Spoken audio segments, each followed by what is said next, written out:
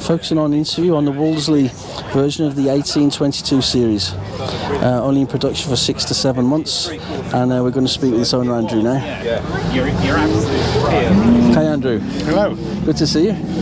So, tell me again, you are the press officer? Press officer with the Wolseley Register. Okay, so that keeps you busy. It does. I can imagine it does. A lot of interest in the car. So, well, I saw this car immediately and was drawn to it. Thank you. I did have one of these, but not the Wolseley version. This is obviously a bit of the holy grail for a lot of people. This is the holy grail, yes. This is the one everybody wants because there's so few. Well, they only made 2,500 between March and September. That's all there was? That's all there was. And I'm assuming less than 5, 6 left now? 10 registered on the road, 32 known of. Oh, okay. They could be basket cases, we don't know. But they're still hiding, waiting to be found? Yes, we have a list of recorded vehicles in the register, which every time we see the registration plate for a car with a Wolseley badge on, we record it, and we've gone through them. I did them when I was at the Registers Rally last weekend, and there are 32 known, but only 10. So 32 possibly sawned, but 10 on the road. And this is small numbers then. It is very small numbers. So I understand it's a recent purchase as well. 3 weeks ago, yes. So you still got that "it's my new car" smile. Yes, can't wipe it off my face. It's fantastic. So have you been chasing it for many years, or did it suddenly come up? No, it featured in a small column in Classic Car Weekly.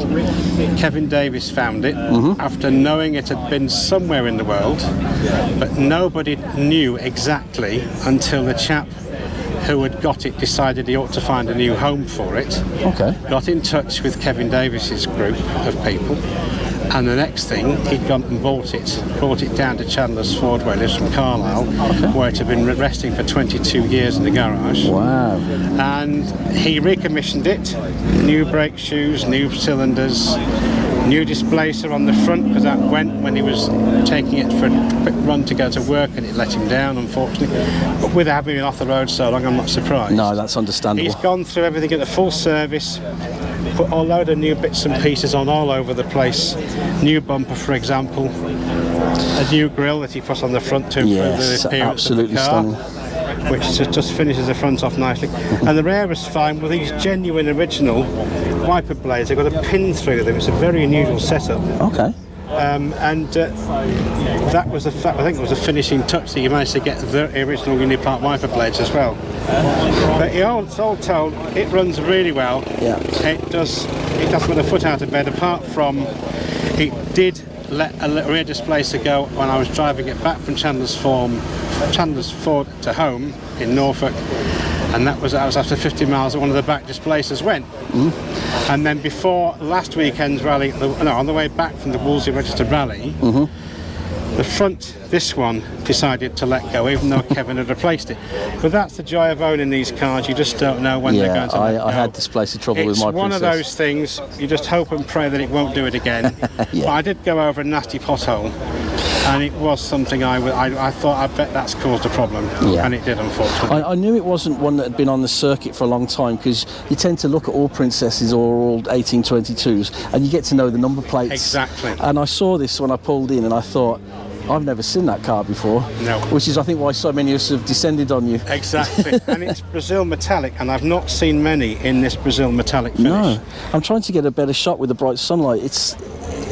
I wouldn't say, it's not brown, that's unfair to it, isn't it? It's like bronze? Possibly. What colour would it's definitely, the metallic helps to lift the brown. Yeah. And it's got a mink interior. Yeah. And the owner, when they bought it in 1975, waited till the P registration came in. Yeah. He ordered it in May and collected it from the dealer on the 1st of August 1975. He ordered the 2 head restraints, a laminated windscreen, because they're already tinted because it's a Wolseley. Yeah. And he had 4 mud flaps fitted. And that was him done. He thought, that's all I need extra on the car.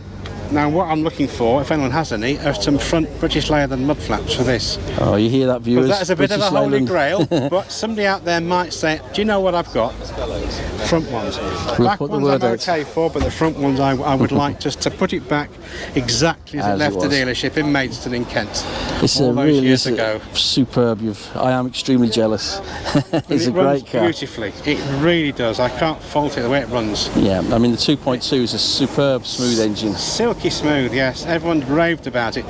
Motorsport said this was the best car Leyland had produced since the launch of the XJ6 in 1968. Really? And that was praise indeed. Yes. And having driven it, I can understand why they said it. Yeah. Can we have a quick look inside it? Yes, of course. All the it's velour goodness. Yes. I'll just squeeze by you. Yes, the driver's seat you can put into 240 different positions. Really? Yes. I'm afraid the carpets collapsed. What had happened here before I got the car, the power steering fluid developed a leak and came and ruined the front carpet, unfortunately. So that's been changed. All little jobs that It can is be a little overdone. job that needs ironing out, but that's in the They're just that's in so the plan. comfortable. It's the amount of room inside, even compared to a modern car, that I like. And they before are anyone roomy. asks, this is 6 inches longer than a Land Crab.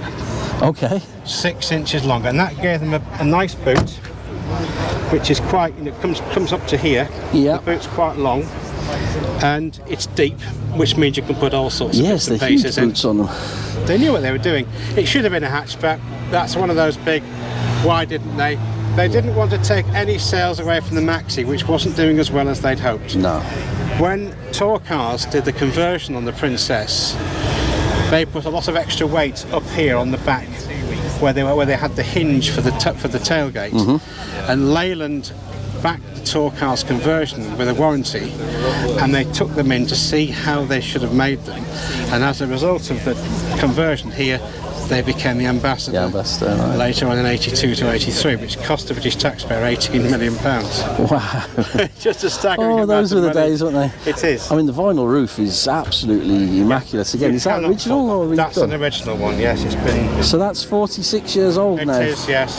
And that is absolutely And that again unbelievable. was a feature. Some of the HL on the Austin only had this, but the Wolseley had the complete covering on the roof. Yep. Absolutely, to make it even more stand out even more, I should say. It is an amazing car, and I'm guessing this is a long-term keeper now. Oh yes, it's going to be cosseted and caressed, and a few things. There's still a couple more things I want to do to it, but they're minor details on the suspension. You've got the fantastic base to start with here. I've got a wonderful base. As I always say, buy the best you can afford, and I don't think there's a better one out there, to be honest. No, I've never seen one better. Even the one at the Gaydon Motor Museum isn't really any better. Well, they use that as a hack around the factory. Really? After it came out and they'd dropped the Wolseley mark, it was used as a hack, and somebody at the factory said we ought to save this, and that's when it was put back through the apprentices in 1978 or 9, I think, and they completely stem to stern it, raided all the parts bins they could up and down the country to get all the new parts on it, and that's the car you see today at the museum in the Midlands. You better hope they don't see this. They'll be wanting this for the museum. Well, they can't have it. Okay, Andrew, well, that's brilliant. Thank you very much. Thank you for the interview. Thank you, mate.